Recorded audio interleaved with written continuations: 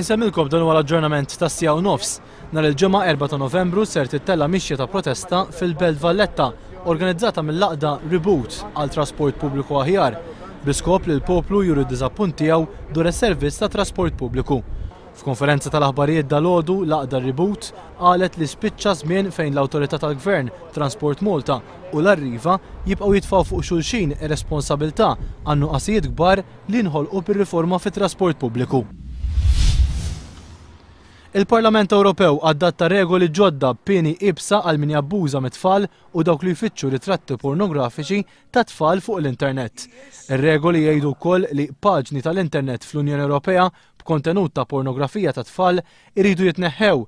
Jekk ma jkunx possibbli li jitneħħa l-kontenut, il-websites għandhom jiġu mblukkati biex ħadd ma jkun jista' jidħol fihom. Barra minn hekk persuna li tinstab ħatja ta' abbuż sesswali ta' tfal se titwaqqaf milli taħdem ma' tfal mhux biss f'pajjiżha iżda fl-Unjoni kollha.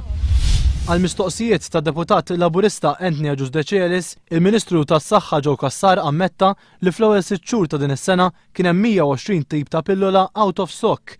Minnar ma tal-lista ta' dawn il-pilloli, Joe Cassar qal li wieħed ma setax isib dawn il-pilloli kemm fl-Isptar Mater Dei, fl-ispiżerija tal-għażla tiegħek u anke fid-Dipartiment tal-Kura Primarja. Il-problema tal-mediċini u pilloli out of stock ilha għaddejja snin, fejn bejn l-2009 u nofs din is-sena kien hemm mal-291 pillola out of stock. Wara li fis-sejjat li għaddew ħareġ li Saif al-Islam Gaddafi qiegħed f'kuntatt indirett mal-Qorti Internazzjonali tar-Reati kontra l-bniedem, issa ħareġ li Saif qiegħed jgħid li huwa mhuwiex ħati tal-akkużi li hemm kontrih, jiġifieri dak ta' qtil u tortura fuq ċivili Libjani. Sa issa għadhom mhux magħruf eżatt fejn qiegħed Saif li l-aħħar li der kien wara li Tripli waqgħet f'idejn ir-ribelli. Dakinhar ir-ribelli kienu qalu li qabduh, iżda f'dera sorpriża kien wara lid-dinja li huwa għadu ħieles u li kien lest ikompli jiġġieled. Xi rapport qegħdin jgħidu li Saif al-Islam Gaddafi jinsab fin-Niġer. Stuntman li kien qed jagħmilha tal-attur Sylvester Stallone miet fl-aħħar sigħat f'inċident fuq is-sett tal-film Expendables 2. L-inċident seħħ fil-kapitali Bulgara Sofija waqt ċena ta' splużjoni fuq dajsa. Miegħu weġġa wkoll attur ieħor li kien operat u bħalissa jinsab fil-periklu tal-mewt. L-isem tal-mejjed li jieħu l-post ta' Stallone f'xeni perikolużi ma ħareġ fil-pubbliku. Sylvester Stallone ma kienx preżenti waqt l-isplużjoni għaliex kien qiegħed jiġbed xena oħra f'post differenti.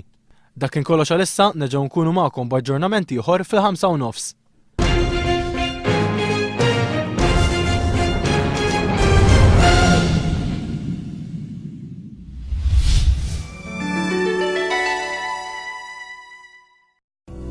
It-temp mistenni jkun ftit imsaħħab waqt it-ġbieħ li jsir ftit jew wisq imsaħħab kultant.